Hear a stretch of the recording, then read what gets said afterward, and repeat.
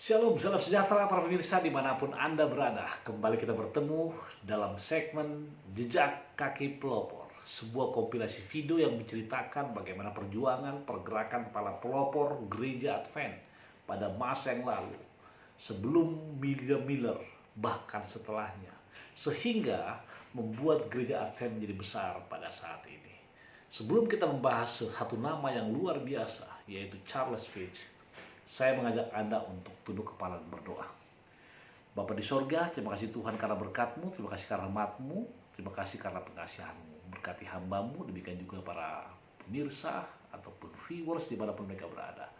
Biarlah kisah ini menjadi berkat bagi kami. Terpuji nama Tuhan, lalu sekian berdoa. Amin. Ketika saudara mendengar nama Charles Fitch, maka nama ini boleh jadi kurang familiar di telinga Anda. Ketika saya sebut Charles Fitch, sebagian orang akan menghubungkannya dengan Josiah Litch. Namun saya ingin katakan bahwa Charles Fitch merupakan salah satu pemimpin yang sangat menonjol dalam era William Miller. Dan Charles Fitch dikenal juga sebagai perancang atau desainer daripada chart peta 1843 atau 1844. Dengan kata lain, chart yang kita gunakan sekarang adalah rancangan beliau pada awalnya. Dan sebagai editor dari The Second Advent of Christ, maka Charles Fitch mempunyai suatu khotbah yang luar biasa mengenai sudah rubuh Babel, kota besar itu.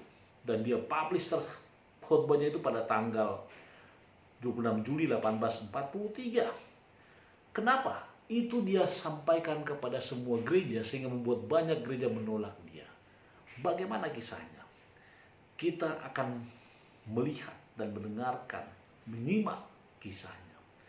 Tadi saya katakan bahwa di antara orang-orang muda yang mendukung William Miller dalam khotbahnya tentang kedatangan Kristus, dia adalah Charles Fitch yang dilahirkan pada bulan Desember 1805. Walaupun pada awalnya dia tidak menerima pekabaran Miller mengenai kedatangan Yesus. Namun ketika dia selesai menyelesaikan pendidikannya di Brown University, dia menjadi seorang pendeta yang sangat dicintai. Bahkan dikatakan beberapa gereja di Connecticut, Massachusetts, Amerika Serikat, tempat dia melayani,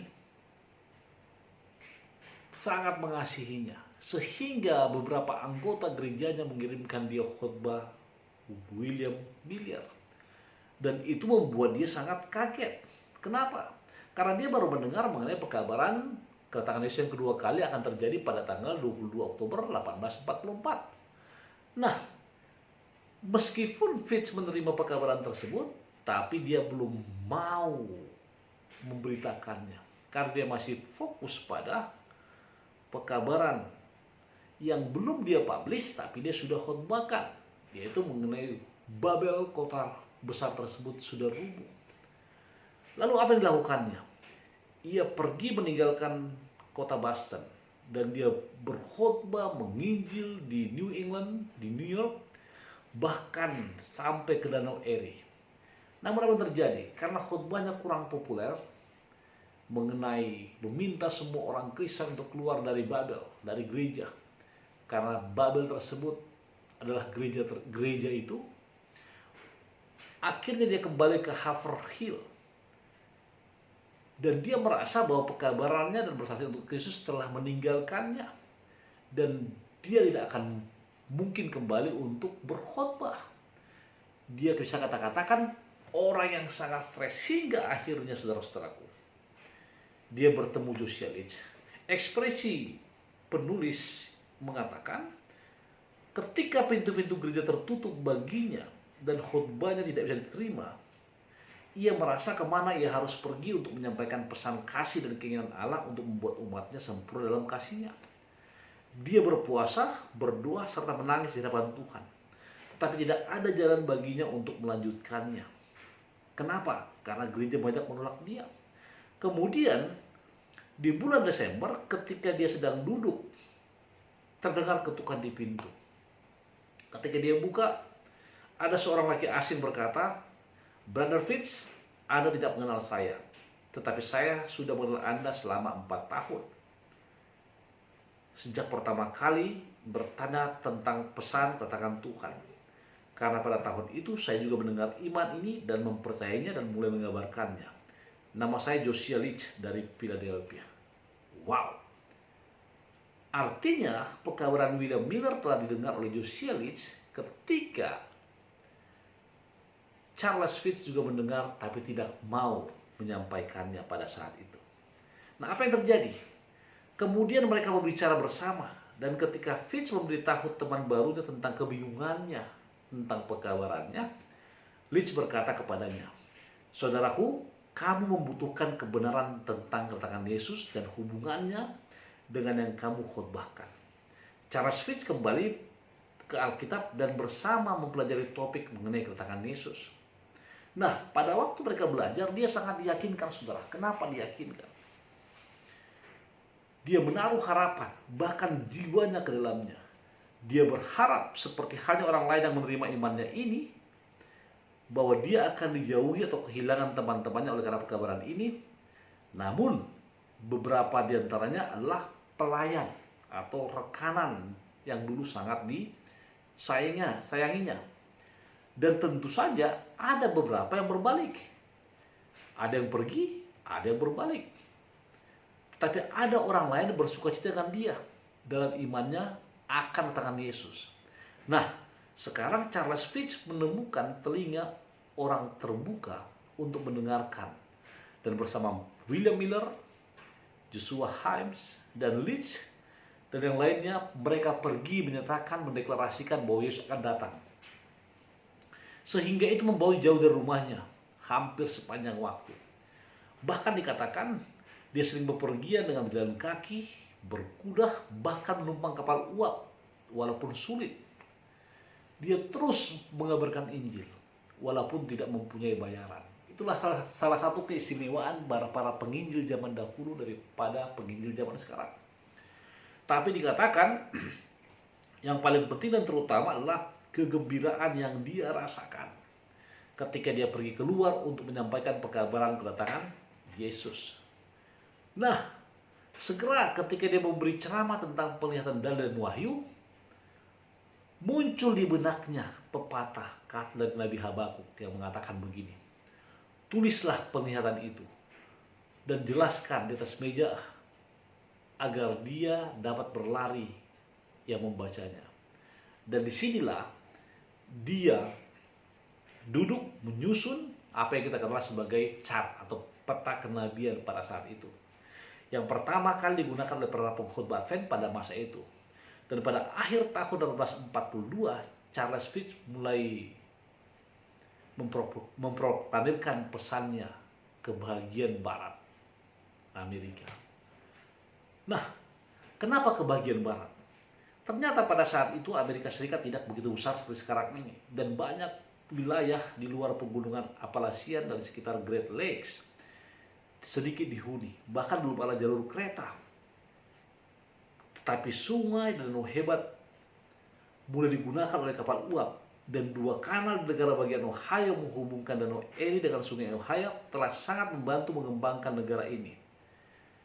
Cincinnati yang saat itu merupakan kota besar memiliki sekitar 40.000 orang, dan Cleveland dan Erie memiliki sekitar 6.000 orang. Nah, karena melihat itu, Fitch pergi ke Cleveland. Dia bawa semua keluarganya dan tinggal selama 2 tahun di sana. Di tempat ini, ia bersama Galusa dan para pendeta lainnya pergi keluar wilayah ke kota-kota yang baru dan kota-kota kecil, tempat orang-orang desa akan datang untuk mendengarkan pekabaran mereka. Bahkan 2 buah kota, yaitu Akron dan Marietta, yang merupakan kota tertua di negara bagian tersebut, adalah kota di mana pesan atau pekabaran mereka diterima dengan senang hati. Dan memang di seluruh negara barat ini, para pengkhotbah Advent menemukan orang lebih siap untuk percaya pada Tuhan Yesus daripada mereka yang di negara yang lebih tua, yaitu dari timur. Nah, apa yang dibuat? Dikatakan para pendatang baru ini sangat tertarik dengan pendidikan, dan mereka mendirikan sekolah-sekolah di sana seperti yang kita kenal Oberlin College dekat Cleveland, di mana para siswa dan beberapa guru sebagian besar menghidupi diri mereka sendiri di pertanian dan di industri lain, dan di mana pendidikan Kristen yang sejati ada di setiap cara didorong. Di Oberlin ada minat besar pada pekabaran yang dibawa Charles Fitch dan para pembantunya, dan banyak orang di sana berpaling untuk mencari kedatangan Tuhan mereka. Di Cleveland, Fitch bahkan menemukan sebuah gereja kongregasional yang bersedia membiarkannya menggunakan gedung mereka menghadap ke lapangan umum. Dan dari gereja ini mungkin selama setahun orang-orang Cleveland dalam jumlah lebih besar dan lebih besar mendengar pesan yang diproklamirkannya. Akhirnya rombongan orang-orang percaya membangun sebuah gereja lebih besar di mana pekerjaan dilanjutkan. Artinya saudaraku, mereka minjam gereja, kemudian akhirnya mereka bisa bangun gereja yang lebih besar, di mana mereka terus mendeklarasikan apa? Injil Tuhan. Nah, ada kesaksian dari seorang pemuda yang pada saat itu tinggal di Cleveland yang menceritakan bagaimana tentang khotbah Charles Fitch. Kalimat yang dia gunakan adalah ini. Dia adalah pria yang sangat menarik, ramping, tetapi bertubuh tegap, dan dengan senyum yang akan melucuti musuh dan yang benar-benar berbicara tentang kebaikan sifatnya.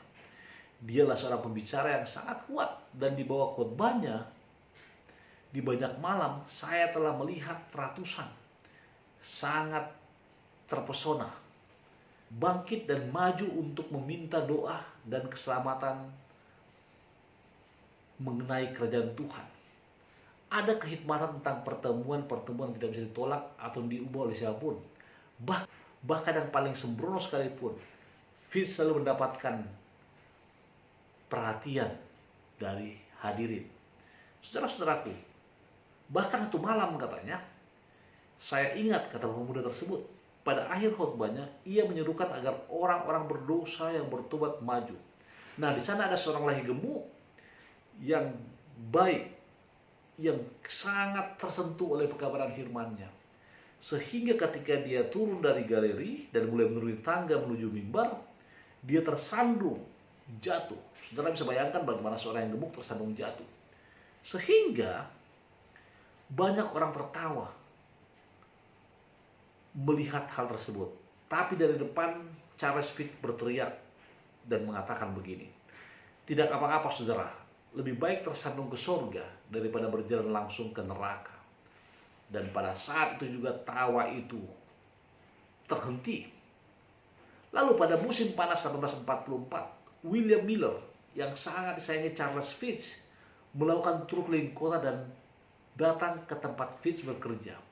Dia mengunjungi Cleveland dan berkhotbah di sana, dan kemudian pergi ke kota lain hingga ke Cincinnati, dan di mana-mana ia mendapati orang-orang di kerumunan yang sangat ingin mendengarkan khotbah William Miller.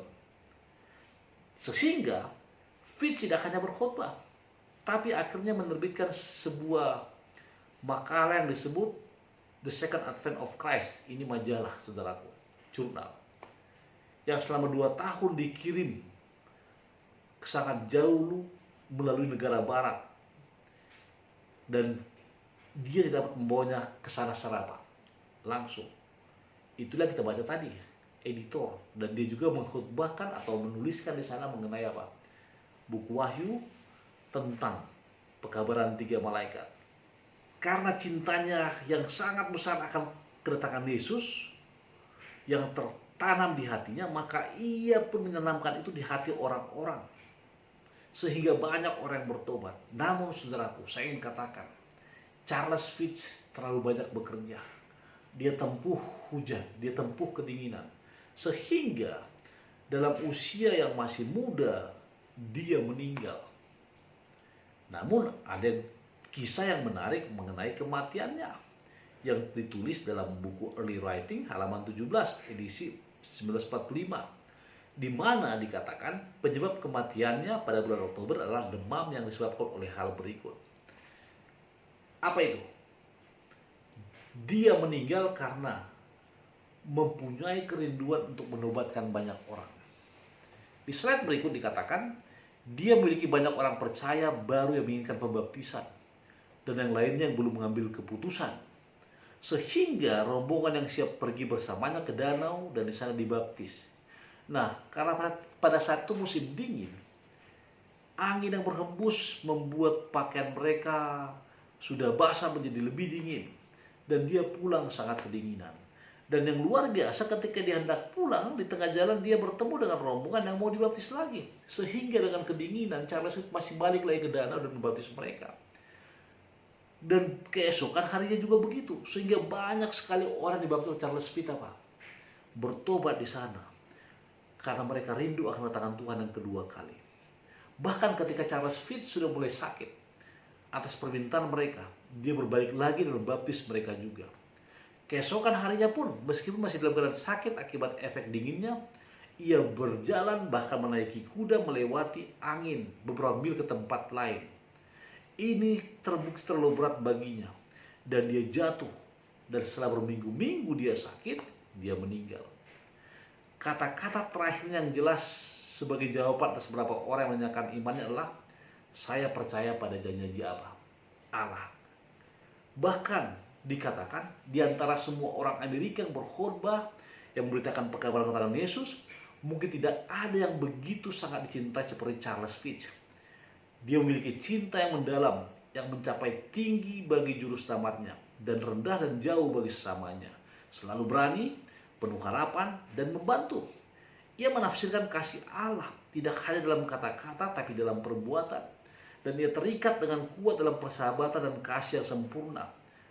Ribuan orang ia layani, dan ia bisa melayani ratusan dengan siapa ia bekerja.